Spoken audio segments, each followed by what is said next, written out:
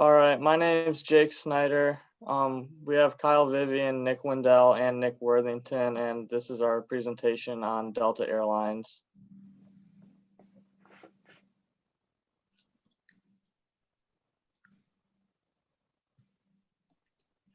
The history of the company is in 1928, C.E. Woolman, the principal founder of what would become Delta, led a movement to buy Huff Dallin Dusters, renamed the air service Delta Air Service on December 3rd, 1928.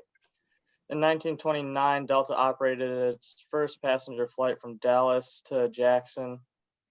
In 1945, they began operating as Delta Airlines, and then in 1942, contributed to the war effort, modifying over 1,000 aircrafts, overhaul engines, instruments, trains, Army pilots, and mechanics. Okay, moving on to the environmental analysis of Delta. So a little bit of background just about the airline industry in general.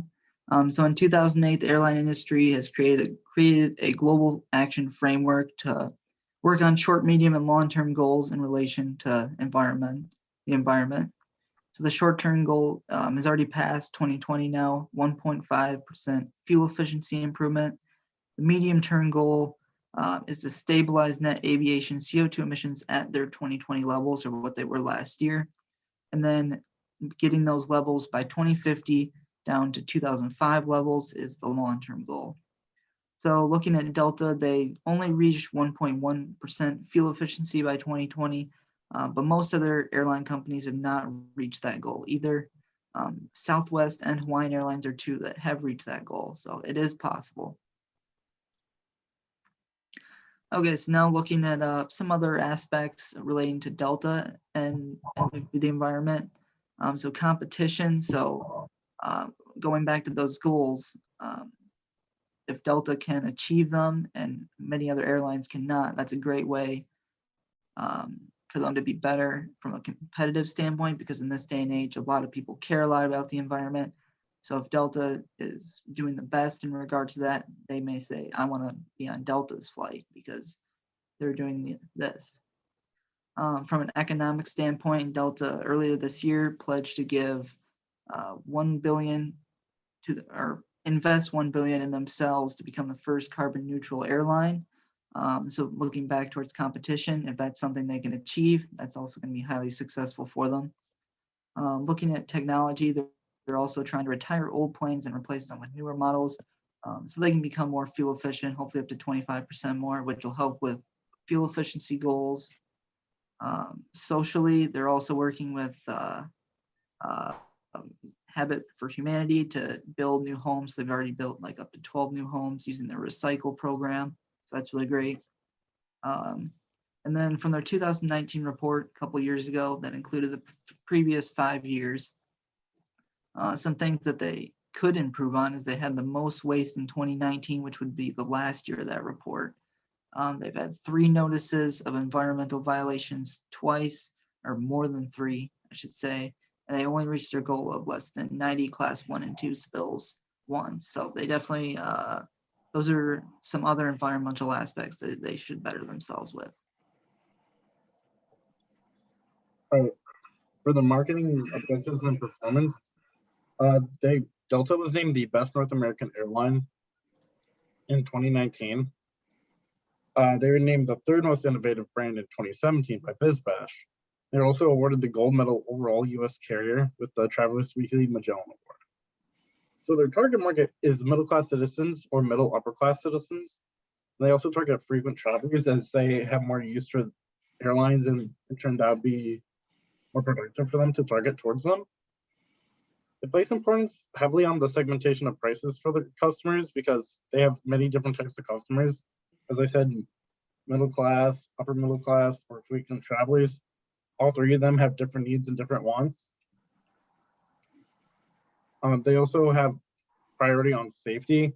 They have been trying to make sure that during COVID especially is to be safer and more friendly towards people.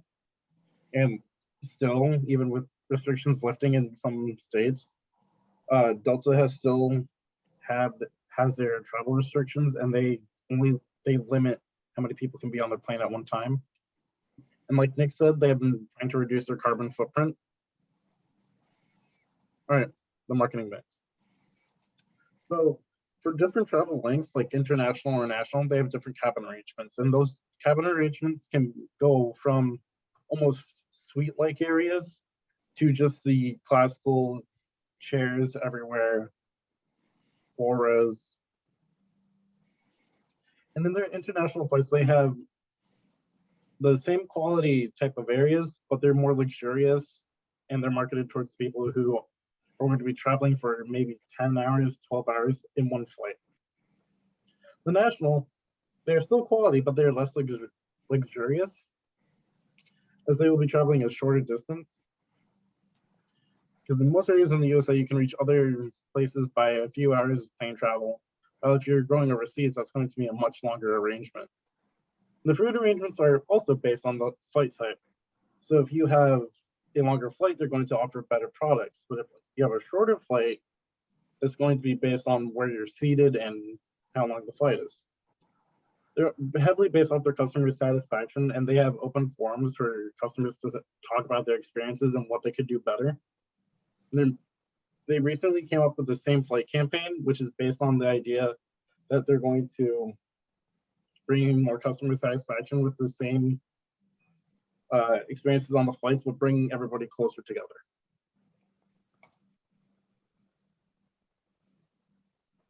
Now moving on to the SWOT analysis. I'm going to start with their strengths. Delta focuses on 3 main areas. That's in carbon reduction, carbon removal, and stakeholder engagement.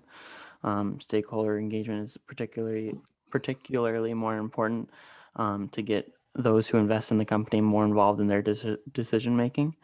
Building more efficient fleet. Like stated before, they're trying to reach a 25% more fuel efficient model, and they've retired more than 200 aircrafts within the past year. And also they're moving towards reducing emissions through carbon offsets. This would decrease the amount of CO2 in the atmosphere, which lowers the greenhouse gas levels.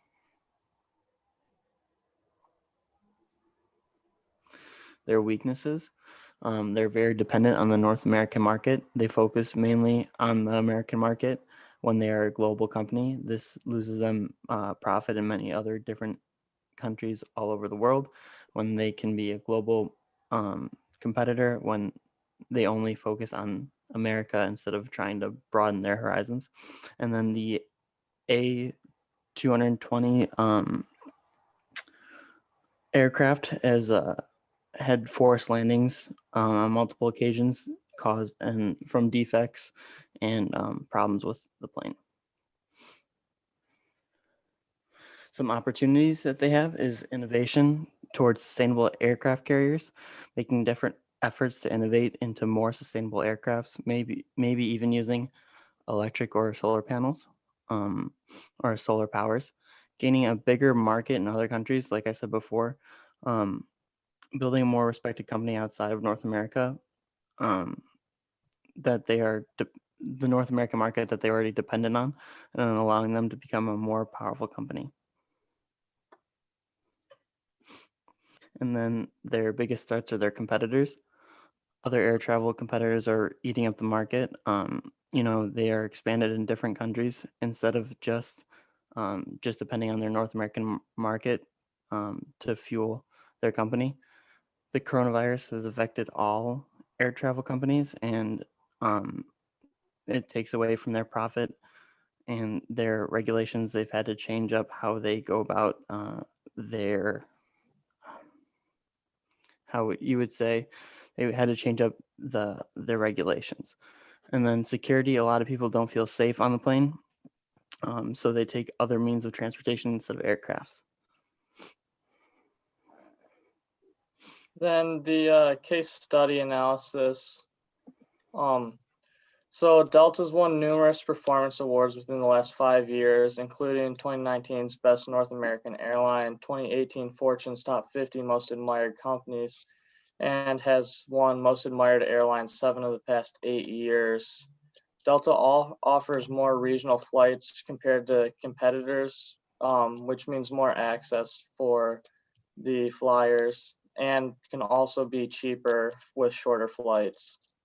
They also have more seats purchased compared to the competitors, averaging 64 seats filled per flight, including 7 in the first class, compared to their competitors' 61 average, with only 5 in the first class.